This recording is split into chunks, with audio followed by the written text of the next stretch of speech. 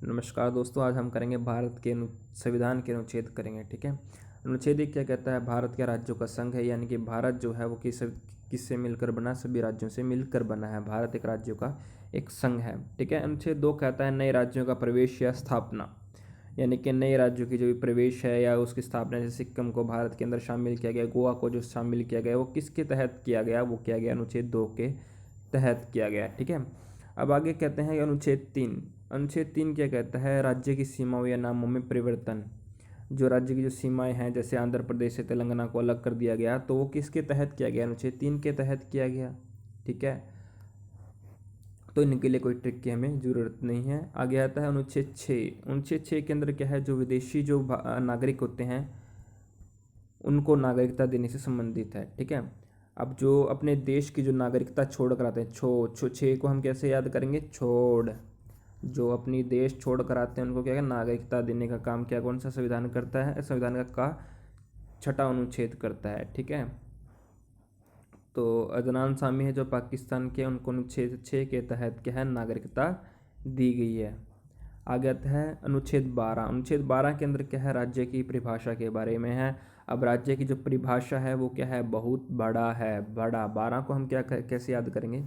बड़ा या बड़ा, कुछ को बोलते हैं बड़ा है बोलते हैं ना। तो राज्य की जो परिभाषा करना है बहुत बड़ा है। अनुच्छेद 12 क्या कहता है? राज्यों की जो परिभाषा है उसको बताता है। आगे अनुच्छेद 14। अनुच्छेद 14 के अंदर क्या होता है? अनुच्छेद 14 के अंदर जो कानून के समान जो है सब सम्मान है। ठीक है। अब हमारे मुल्क के अंदर 4 धर्म होते हैं मेन, हिंदू मुस्लिम सिख ईसाई। ठीक है। सबके लिए क्या है? कानून समान है। 14 के अंदर चारों धर्म के लिए क्या है? कानून एक समान है। ठीक है। तो सबके लिए कानून एक समान है। आगे आता है 17। अब 17 को हम शत्रु की तरह याद करेंगे। ठीक है। 17, तो 17 को शत्रु, जो छुआछूत, ये अनुच्छेद 17 कहता है कि अस्पृश्यता का अंत। ठीक है। अस्पृश्यता का अंत है इसके अंदर कोई छुआछूत वगैरह, अनुच्छेद 17 छुआछूत का अंत करता है। और जो छुआछूत करता है समाज के अंदर वो क्या है? समाज का एक शत्रु है। ठीक है। तो अनुच्छेद 17 क्या है? अस्पृश्यता का अंत करता है, छुआछूत का अंत करता है। अनुच्छेद 19। अनुच्छेद 19 क्या करता है? बोलने की आज़ादी देता है। अब इसको इस तरीके से देखो, एक माइक है और इसके सामने एक बंदा खड़ा है। ठीक है। तो ये क्या कर रहा है? बोल रहा है। तो इसके क्या बोलने की आज़ादी देता है? 19। ठीक है। अब अगर हमें बोलने की आज़ादी देता है, ठीक है, अनुच्छेद 19 को क्या कहता है? प्रेस की स्वतंत्रता से रिलेटेड है। बोलने की आज़ादी है तो सबसे पहले अगर किसको स्वतंत्रता दी जाएगी बोलने की, वो किसको दी जाएगी? प्रेस को दी जाएगी। ठीक है। तो क्योंकि प्रेस ही क्या है? दबे कुचले लोगों की आवाज़ उठाते हैं का काम करती है। ठीक है। आगे आता है अनुच्छेद 21। जीवन, प्राणों और दैहिक स्वतंत्रता, यानी कि जीवन जीने की स्वतंत्रता जो है, प्राणों की स्वतंत्रता है, वो किसके अंदर है?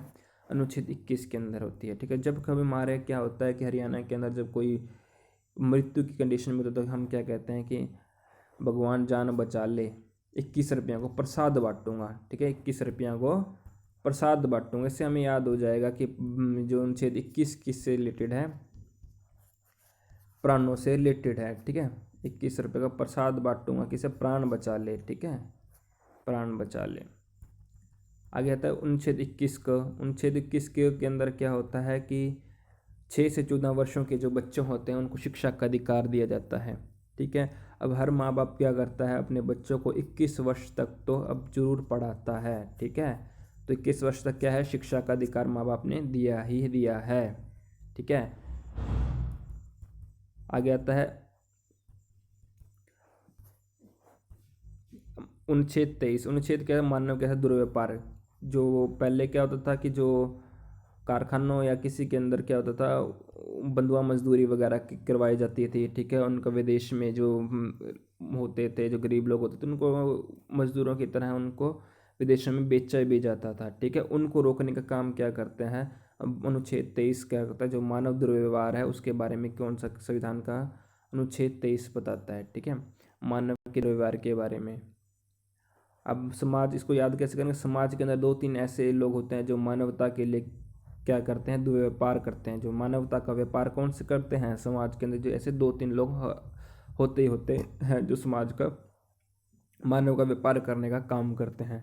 आगे आता है अनुच्छेद 24। अनुच्छेद 24 के अंदर क्या है, कारखानों में जो बालक होते हैं, 14 वर्ष तक के जो बालक होते हैं, उन पर रोक लगाने का काम क्या करता है, अनुच्छेद 24 काम करता है। अब दो हमारे ये संविधान में अनुच्छेद 24 के तहत ये बंद तो गया, लेकिन 2-4 लोग अभी भी क्या करते हैं, 2-4 बच्चे आज भी हर कारखाने के अंदर क्या है, काम करते हैं। 2-4 से हम याद रख लेंगे 24 किसे क्या करता है, कारखानों के अंदर जो बच्चे हैं उनको काम करने से रोकने के लिए ये इस अनुच्छेद को बनाया गया था, या इस अनुच्छेद लागू किया गया था। ठीक है, आगे है अनुच्छेद 40। अनुच्छेद 40 क्या करता है, ग्राम पंचायतों का संगठन। अब हमारे संविधान का जो सबसे निचला जो हमारे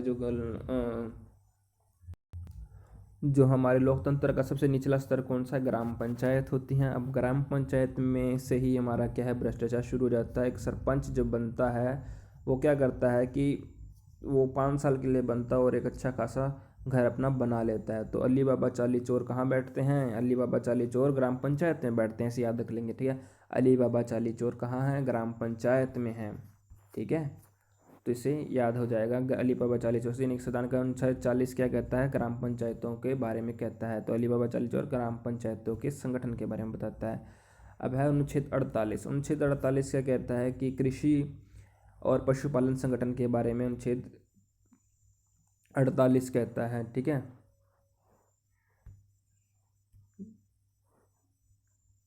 तो अनुच्छेद 48 क्या कहता है, कृषि और पशुपालन संगठन के बारे में बताता है। अब 48 को हम क्या कहेंगे, 48 यानी कि अड़ना, 48। अब जो है किसान हैं वो अड़ चुके हैं, वो क्या कहते हैं कि हाँ, जब तक ये 3 कानून वापिस नहीं होंगे तब तक वो जो है धरना प्रदर्शन करते रहेंगे। ठीक है, अड़ चुके हैं, अड़ को 48 को अड़ से याद रख लो, 48 अड़ चुके हैं। कृषि और पशुपालन, और कृषि कौन करता है, किसान करता है, और किसान जो है अड़ चुके हैं। ठीक है, अब आ गए अनुच्छेद 50। अब 50 क्या कहता है, कार्यपालिका को पृथक्करण, यानी कि जिनमें शक्तियों का बंटवारा। ठीक है, अब उनमें क्या है, कार्यपालिका और न्यायपालिका को क्या है, 50-50 शक्तियाँ दे दी गई हैं, 50-50 शक्तियाँ दे दी गई हैं। ठीक है, कार्यपालिका से न्यायपालिका को पृथक्करण कर दिया गया, 50-50 शक्तियाँ क्या है, दे दी गई हैं। अब उनको एक और शक्ति दी गई है एक्स्ट्रा, वो क्या है, 51। एक और यानी एक शक्ति 50 + 1 कर दी। वो शक्ति किस लिए मिली है, वो शक्ति मिली अंतर्राष्ट्रीय शांति और सुरक्षा के लिए। ठीक है, अंतर्राष्ट्रीय शांति और सुरक्षा के लिए 51 अनुच्छेद 51 क्या अनुच्छेद के अंदर अंतर्राष्ट्रीय शांति और सुरक्षा के बारे में लिखा गया है। ठीक है, और सब ठीक है, अनुच्छेद इसके अंदर लिखा गया है। अब है अनुच्छेद 51 के अंदर क्या है, 51 के अंदर क्या है, मूल कर्तव्य। अब इसको से हम याद रखेंगे कर्तव्य। ठीक है, तो हमारा मूल कर्तव्य जो है 12 मूल कर्तव्य हैं जो रशिया से लिए गए हैं, और सरदार सवन सिंह की जो अनुशंसा पर इसको संविधान के अंदर ऐड किया गया है। ठीक है, जिसको मिनी संविधान भी बोलते हैं। ठीक है, अनुच्छेद 52। अब अनुच्छेद 52 के अंदर क्या है, अनुच्छेद 52 के अंदर भारत के राष्ट्रपति के बारे में है। 52 को हम ऐसे देखेंगे भवन के रूप में। ठीक है, अब राष्ट्रपति कहाँ रहता है, राष्ट्रपति भवन में रहता है। और हमारे जो भवन से भवन याद आ जाएगा, और राष्ट्रपति भवन में रहते हैं, और हमारा राष्ट्रपति भवन जो है विश्व का सबसे बड़ा राष्ट्रपति भवन है। ठीक है, अगर हम 52 के अंदर 11 ऐड कर देते हैं तो ये क्या हो जाएगा, 63। तो 63 के अंदर क्या हो जाएगा, सबसे दूसरे नंबर का जो पायदान पे एक उपराष्ट्रपति। ठीक है, जो राष्ट्रपति से सबसे नीचे, राष्ट्रपति से नीचे निचला क्रम किसका होता है, उपराष्ट्रपति का। 11 जोड़ने पर 63 आया, और 63 से क्या हो जाएगा हमारा उपराष्ट्रपति आएगा। अनुच्छेद 63 के अंदर क्या है, भारत के उपराष्ट्रपति के बारे में लिखा गया है। अब इसमें 63 के अंदर 11 और जोड़ देंगे। ठीक है, तो तीसरा जो निचला स्तर होता है वो कौन सा होता है, हमारे प्रधानमंत्री और मंत्री परिषद का। तो ये 74 का के अंदर क्या आ जाएगा, मंत्री परिषद के बारे में। ठीक है, तो जो मंत्री परिषद है, प्रधानमंत्री और मंत्री परिषद है, ये इसके 74 के अंदर आ जाएंगे। ठीक है, 72। जब 72 अनुच्छेद 72 कहता है राष्ट्रपति को क्षमादान की शक्ति है।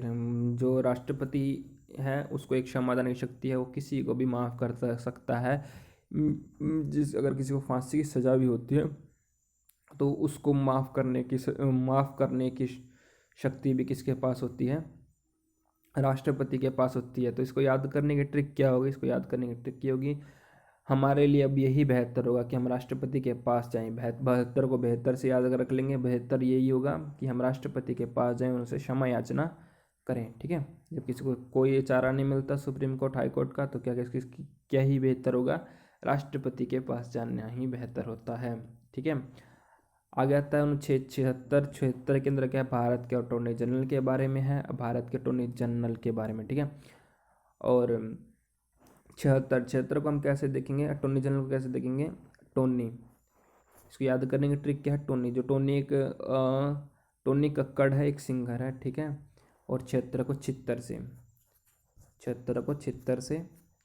ठीक है, जब वो गाने गाते हैं तो कई लोग क्या करते हैं, कहते हैं कि एक चीन को छित्र मारने का मन करता है, क्योंकि वो एक ही गाने को एक ही लाइन को वो बार बार रिपीट करके 4 मिनट का गाना तैयार कर देते हैं। ठीक है, तो उनको छित्र मारने का मन करता है। किसको? टोनी को छित्र मारने का मन करता है, क्योंकि वो एक ही लाइन से 4 मिनट का गाना बना देते हैं। जैसे मेरी कोका कोला तू, उसको 4 मिनट के अंदर वो पूरा गाना बना देते हैं। ठीक है, अब आगे आता है 17 संविधान का जो, अब आगे आता है अनुच्छेद 79, 79। इसके अंदर क्या है? भारत संसद का गठन किया जाता है। ठीक है, अनुच्छेद 80 के अंदर क्या है? राज्यसभा का गठन किया जाता है। और 81 के अंदर लोकसभा का गठन किया जाता है। अब जो संसद होती है वो कैसे बनती है? राज्यसभा और लोकसभा से बनती है। ठीक है, और इसको याद कैसे करेंगे तीनों को? सरला से। ठीक है, सरला। ठीक है, अब संसद, स से संसद। ठीक है, र से राज्यसभा। ठीक है, ल से लोकसभा। ठीक है, तो ये सरला से, अब सरला जो है, उस सरला की एज कितनी है? 89 साल की है। ठीक है, सरला की एज कितनी है? 89 साल की है। और वो, ठीक है, तो उसे याद हो जाएगा। 89 सरला की एज कितनी? संसद का गठन 79, 80 के अंदर राज्यसभा का गठन, और 81 के अंदर लोकसभा का गठन। ठीक है, अब आ गया था 85। 85 के अंदर क्या है? लोकसभा के विघटन के बारे में है। ठीक है, लोकसभा के विघटन के बारे में है। और अब हमारे क्या था 85 के अंदर हम क्या करेंगे? ये 5 ले लेंगे। ठीक है, और हमारे जो लोकसभा है वो 5 साल बाद उसको क्या कर दिया जाता है? भंग कर दिया जाता है। ठीक है, राज्यसभा को नहीं किया जा सकता। ठीक है, अब आ जाता है 108, 108, 108। 8 के अंदर क्या है? 108 के अंदर दोनों सदनों की जो संयुक्त बैठक होती है वो 108 के संविधान के अनुच्छेद 108 के अंदर होती है। ठीक है, इसके अंदर क्या करता है कि दोनों सदनों की संयुक्त बैठक होती है। ठीक है, और संयुक्त बैठक होती है। ठीक है, और इसको याद कैसे करेंगे? 8 को हम क्या करेंगे? बैठक से याद करेंगे। 8 से बैठक बनेगी कि बैठक क्या होती है? 108 के अंदर, 8 के अंदर हमारी बैठक आती है। ठीक है, तो दोनों सदनों की संयुक्त बैठक किस में होती है? 108 संविधान के अनुच्छेद में आती है। अब आ जाता है धन विधेयक की परिभाषा के बारे में। संविधान के अनुच्छेद 110 के अंदर क्या है? धन विधेयक की परिभाषा के बारे में है।